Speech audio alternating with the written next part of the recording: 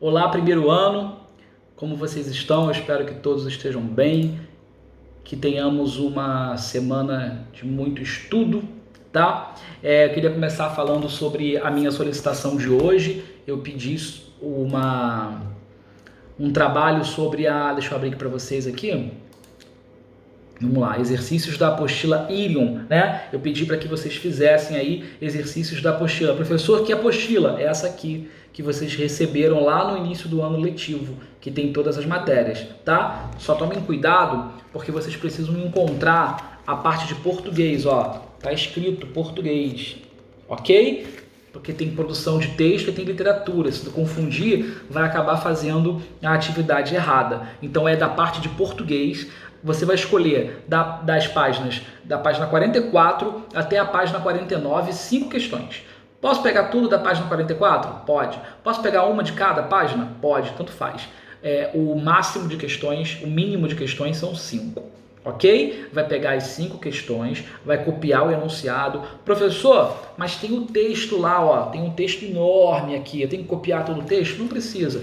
Copia só a pergunta e as alternativas e aí vai marcar. Agora, eu quero que aqui as perguntas e os enunciados sejam copiados de caneta preta e as respostas sejam colocadas de caneta azul, tá bom? Tem que seguir essas orientações. E aí vai enviar para mim por e-mail, vai tirar uma foto comprovando a realização até dia 14, quinta-feira, meu aniversário.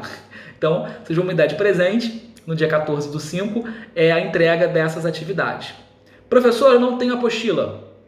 Como é que eu faço? Vou entrar na plataforma EduQuest, unidade 4, nível 1, vai pegar lá aqueles 15 desafios do teste de conhecimento e vai passar tudo para o caderno. Pergunta e resposta. Seguindo o mesmo esquema. Pergunta, caneta preta, resposta, caneta azul. Isso para quem não tem a apostila, para quem não tem essa apostila. Para quem tem a apostila, ignora essa mensagem. E faz aí, siga as orientações do e-mail que eu coloquei aí, exercícios da apostila Irion. Tá? Então, além dessa explicação aqui no vídeo, tá indo também a explicação via e-mail para vocês. Certo? Vamos lá. A gente vai falar agora um pouquinho sobre tudo que a gente já estudou, tudo que a gente já aprendeu nesse período aí de quarentena, né? É importante que a gente esteja sempre avaliando, né? Se autoconhecendo também para ver se eu estou entrando no caminho certo, se eu estou conseguindo absorver o conteúdo. Vamos lá. Um aluno me perguntou, antes de começar a falar sobre as unidades, um aluno colocou para mim: Fernando, boa tarde. Ainda não ficou muito claro para mim sobre as palavras variáveis e as invariáveis e suas diferenças. Vamos lá. Palavras variáveis. A gente sabe que dentro do estudo de morfologia são 10 classes de palavras. Dentro dessas classes de palavras, nós temos classes variáveis e classes invariáveis. O que são classes variáveis? São aquelas que sofrem variação de gênero, por exemplo, a gente tem na versão masculina e na versão feminina, e de número, a gente tem na versão no plural e tem no singular. E as invariáveis, a gente não tem gênero e também não tem número. Elas não são variáveis, elas não sofrem uma flexão, tá? Então, por exemplo, o advérbio. O advérbio é uma classe gramatical invariável, porque não sofre flexão nenhuma. Quando a gente fala assim, ela calmamente andou pela sala, ele calmamente andou pela sala. Esse advérbio calmamente, que é um advérbio de modo, ele pode ser usado tanto para uma menina quanto para um menino. Então ele não sofre flexão de gênero, tá? Quando eu falo assim, eles andaram calmamente pela sala. Reparem, eu não falo calmamentes. Esse calmamente não tem plural, ele não sofre flexão de número. Por isso é uma classe gramatical invariável. Deu para entender? Então nós temos aí as classes gramaticais variáveis, que geralmente são os substantivos, que sofrem flexão de gênero e número, adjetivos, os pronomes, tá? E nós temos aí as classes invariáveis, que são as preposições, os advérbios e por aí vai. Ok? Eu espero que eu tenha sanado a dúvida do colega aí que me perguntou, que mandou esse e-mail para mim, e eu prometi a ele que eu ia responder Ó, tá chegando um monte de mensagem aqui. Rapaz, a gente não para, né? Vamos lá. E na plataforma EduQuest, eu queria que vocês entrassem lá no primeiro ano, clicassem lá em português para eu falar rapidinho sobre esse estudo todo. Antes, eu queria que vocês anotassem uma informação importante. Ficou para o primeiro bimestre as seguintes unidades: as várias linguagens, como entendê-las, fonemas e letras e o poder das palavras e sua organização. Tudo isso aí ficou primeiro bimestre. A gente começa o segundo bimestre com sintagma nominal, tá? Então anotem para quando retornar às aulas presenciais você saber exatamente qual é a matéria do primeiro e qual é a matéria do segundo, tá bom? Então vamos clicar lá. Antes de clicar em sintagma nominal, vamos relembrar. Gente, e todo esse estudo que a gente fez aí sobre a formação, estrutura das palavras, né? Sobre os fonemas, letras, elementos mórficos, tudo isso é importantíssimo para a gente entender uma coisa: a língua, ela é mutável. A língua, ela sofre uma transformação o tempo todo. O tempo todo. Vai depender do quê? De onde o falante desta língua está inserido. Em qual contexto esse falante ele está inserido. Então, por exemplo, se eu estou inserido dentro de um tribunal de justiça, eu vou utilizar termos. A linguagem ela vai sofrer variações para que eu seja adequado àquele contexto, àquele ambiente. Ok? E fora disso, a gente também tem a estrutura e criação das palavras, para eu entender por que elas se separam, qual é a acentuação adequada a cada palavra. Tudo isso faz parte desse estudo aí que a gente fez revisional, né, no primeiro bimestre. Você até pode falar assim: poxa, mas eu estou no ensino médio, eu estou no primeiro ano do ensino médio, eu estou estudando de novo hiato, ditongo, tritongo, eu estou estudando de novo sufixo, prefixo, afixo, eu estou no ensino médio. Você vai ser cobrado disso até o terceiro ano e vai ser cobrado no vestibular também. Existem vários concursos públicos aí, onde a prova, a grande parte do conteúdo da prova é a parte fonética, é a parte de fonema, de fonologia, do estudo das palavras. Então é importantíssimo que você saiba, tá? Distinguir a estrutura e a criação e a formação das palavras como um todo. Na unidade 3, o poder das palavras e a sua organização, ele começa a aprofundar de forma visceral, né, de forma mais efetiva, todo esse estudo. No nível 1, por exemplo, entre os morfemas da língua portuguesa. Os morfemas são partes importantes das palavras. Vamos aprender a reconhecê-los? Então são aquelas pequenas partes que constroem uma palavra. A gente aprendeu lá, radical, vogal temática, né? Vogal de ligação, o tema, os afixos, que são os prefixos que vêm antes do radical, o sufixo que vem depois, enfim, todas essas partes que compõem uma palavra e que alteram o sentido delas, tá? Depois a gente pede para identificar os elementos mórficos. Você sabe quais são os elementos mórficos que compõem os verbos? Então ele direciona esse estudo todo para os verbos. Temos os valores semânticos, prefixos, sufixos e radicais, que são os afixos, né? Aquele estudo que a gente fez aí. Até na aula presencial a gente já pegou bastante esse estudo. Aí entramos em como se formam as palavras. Todo mundo aí lembra a diferença de derivação e composição? Lembram? Derivação prefixal, derivação sufixal, derivação parassintética, derivação imprópria, tá? Então, derivação é o quê? É você incluir prefixos e sufixos em uma palavra e você acaba alterando o sentido delas, tá? E a gente tem também, por exemplo, na derivação imprópria, que é aquela derivação onde a gente modifica a classe gramatical da palavra. Olha aí como é que a língua, a palavra, ela é mutável.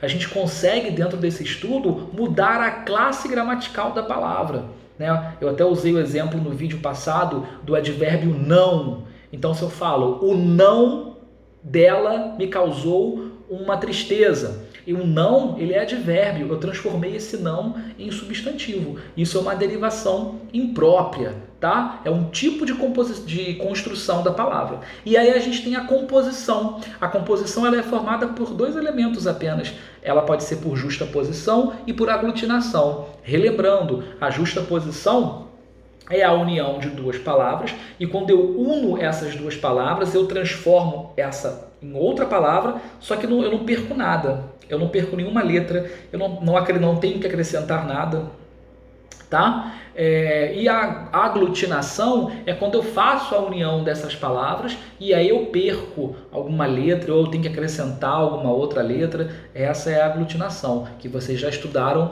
no nível 4 da unidade 3.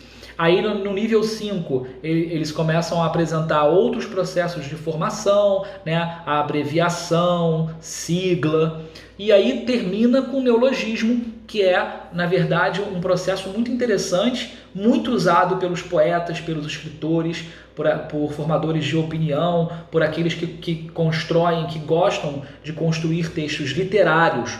Por quê que essa galera aí gosta de usar muito o neologismo? Para poder aprimorar e deixar o texto dele de acordo com a ideia que ele está sentindo. Então, por exemplo, ele quer colocar uma palavra X, mas ele não tem na cabeça dele a palavra.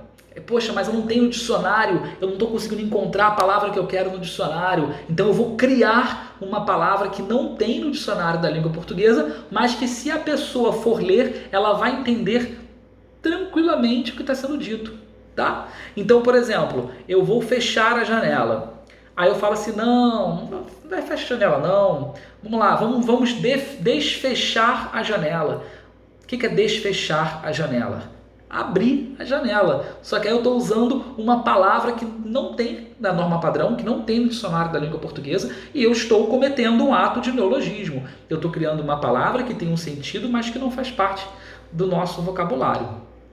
Tá? Mas isso é errado, Fernando? Isso é um processo de formação. Isso se chama neologismo. É claro que numa prova, né, num concurso, em alguma coisa, você não vai ficar escrevendo neologismos. Nem cabe. Agora, na criação de um texto poético, na criação de uma poesia, sim, cabe a criação de neologismos. Inclusive, alguns poetas, eles são até indicados e pontuados pela excelência na criação de alguns neologismos. Eles criam tão bem essas palavras, né, que não existem na língua, que eles são lá ovacionados, que eles são aplaudidos por essa construção. Porque o neologismo está muito ligado à criatividade, né, à imaginação, à criação, ao seu poder de criatividade. Ok? Então, quem quiser aí praticar o neologismo nas poesias, se quiser me mandar uma poesia também, um texto poético, um texto literário que tenha, né, vontade de escrever, pode mandar para mim. Eu gosto muito. Eu tenho aqui na minha estante aqui, eu tenho uma caixinha com vários textos literários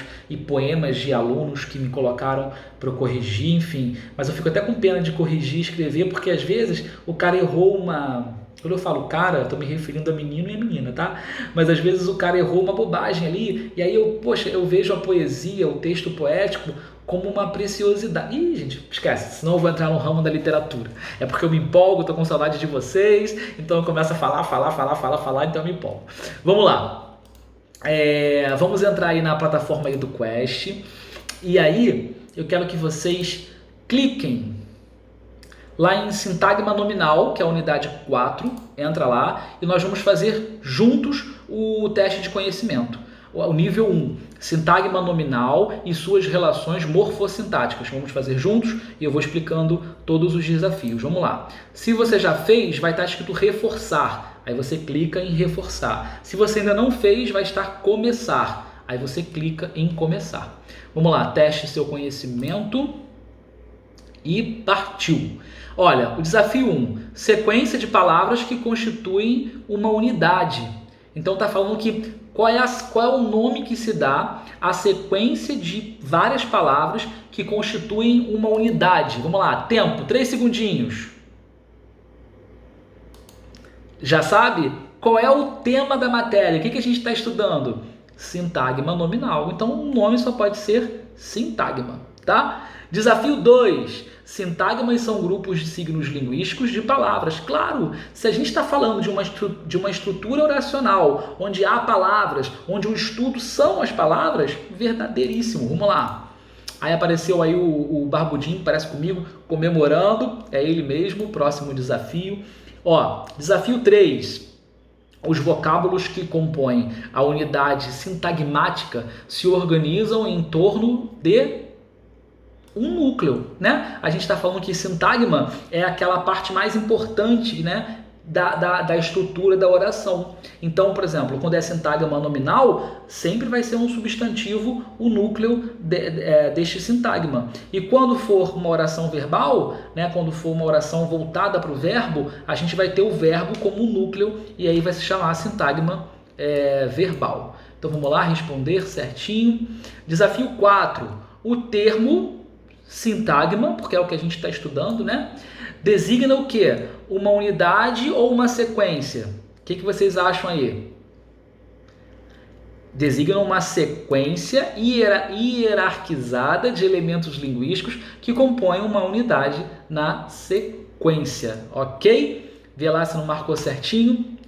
A palavra que apresenta as características básicas do sintagma e que corresponde ao constituinte mais importante deste é núcleo. Pô, a gente está falando isso o tempo todo, né? Que o nome que se dá à parte mais importante dessa estrutura sintagmática é o núcleo. Então, verdadeiro, pode marcar aí. Correto. Desafio 6. No aspecto sintático, o substantivo é o núcleo de um sintagma nominal. Poxa, é só a gente pegar pela expressão sintagma nominal. Nominal está ligado a nome. A classe gramatical que corresponde a nome é o substantivo. Então só pode ser verdadeiro, marca aí como verdadeiro também. Desafio 7. Em português, há 11... Eu vou comentar uma coisa com vocês. Eu odeio quando falam português, porque eu acho língua portuguesa muito mais bonito, não é?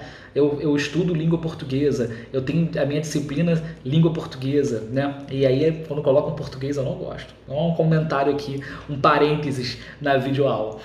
Vamos lá. Em português, há 11 classes de vocábulos ordenados de acordo com sua forma, função e significado. Gente, a gente está cansado. Quem é meu aluno não aguenta mais ouvir isso.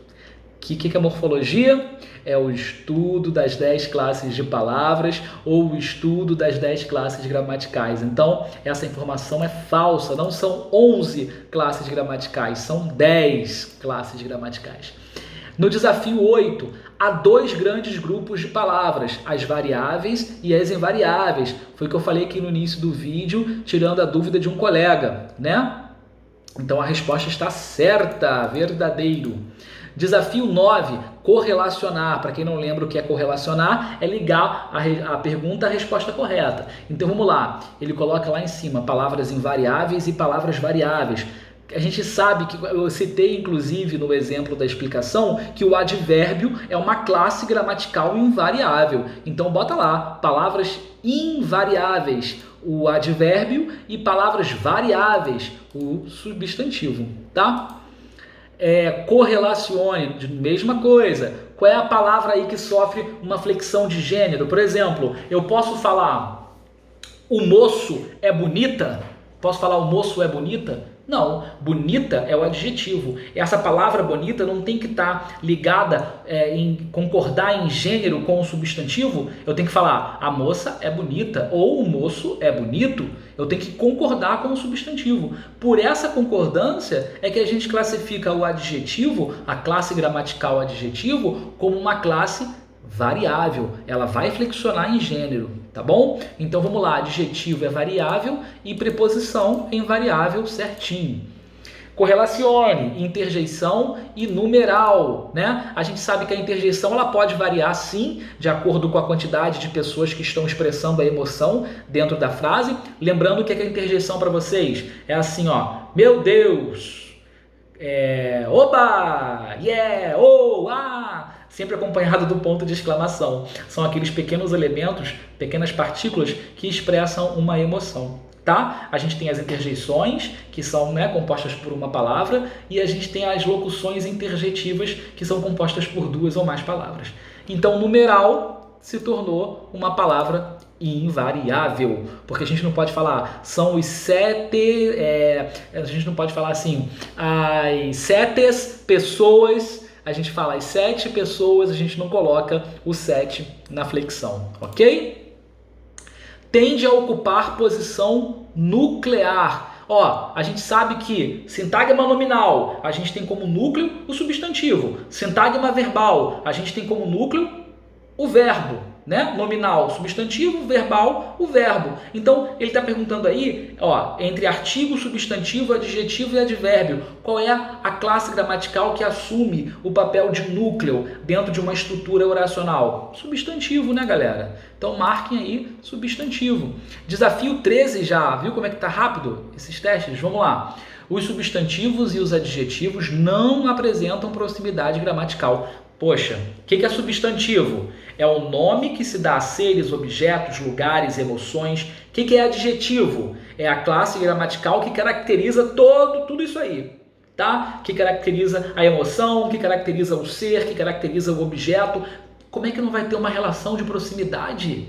Nós, na vida, usamos o tempo todo o substantivo com o adjetivo. A gente está sempre colocando uma qualidade, colocando um defeito, colocando uma característica em algumas palavras. Então, obviamente que o substantivo ele é muito próximo do substantivo. Então, ele está falando que não apresentam proximidade. Isso está errado. Pode marcar falso lá com toda a certeza do mundo que eu vou aparecer lá comemorando a resposta.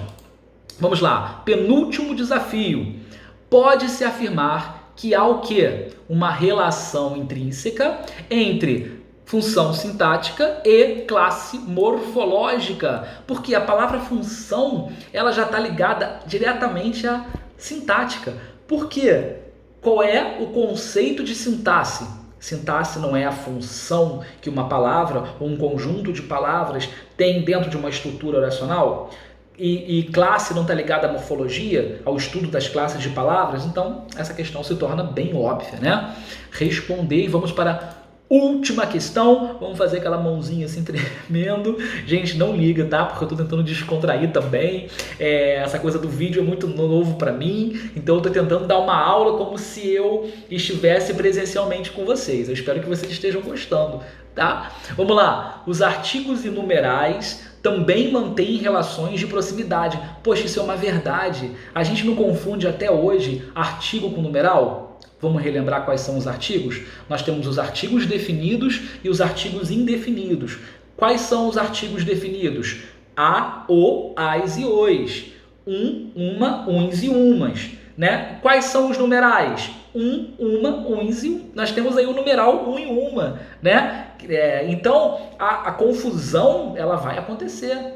Poxa, ele entregou um presente, numeral porque está indicando um presente só, ou é o artigo porque está caracterizando o presente? Meu Deus do céu, e aparecem aqueles vários pontos de interrogação na sua cabeça. Então, eles mantêm sim uma proximidade aí, inclusive uma proximidade perigosa, porque pode fazer com que você erre a questão. Então, é verdadeiro, mantém uma relação de proximidade. Apareceu aí agora... Eu apareci para vocês aí agora comemorando, barbudinho. Próximo desafio e pum, acabou. Parabéns. Aê, você concluiu este desafio. Clique no botão abaixo para checar o progresso de sua jornada, tá? Então, eu fiz com vocês aí os 15 desafios da unidade 4, sintagma nominal, nível 1. E aí, depois eu vou pedir numa próxima aula o nível 2. Ok? E aí eu faço de novo com vocês essa aula do exercício dos desafios. Beleza, gente? Então, até a próxima aula. Estudem. Vai sair de casa? Coloca a máscara aí. Comprei a minha máscara, tá? Eu sei que eu vou virar meme na internet. Eu sei que vocês vão dar print dessa tela, que vocês vão colocar a minha foto na internet. Tudo bem. Mas olha aí, ó.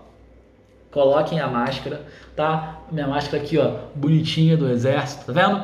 Então, saiu na rua, coloca a sua máscara. Chegou em casa, não adianta tirar a máscara e jogar. Tem que lavar a máscara. E como tem pouco tecido, ela seca rapidinho, tá? Senão não adianta de nada. E aí, vai pra pia, lava a mão com sabão entre os dedos direitinho, mesmo se você for tomar banho. Porque quando a gente vai tomar banho, quando a gente entra no chuveiro, a água cai no rosto, a primeira coisa que a gente faz é lavar o rosto. Aí a gente não lavou a mão, a gente vai jogar tudo na nossa cara. Então, antes de tomar banho, lave as mãos, aí entra no chuveiro, toma um banho, se tiver álcool em gel, passa o álcool em gel e tem que se cuidar, tá bom? Até a próxima aula, valeu!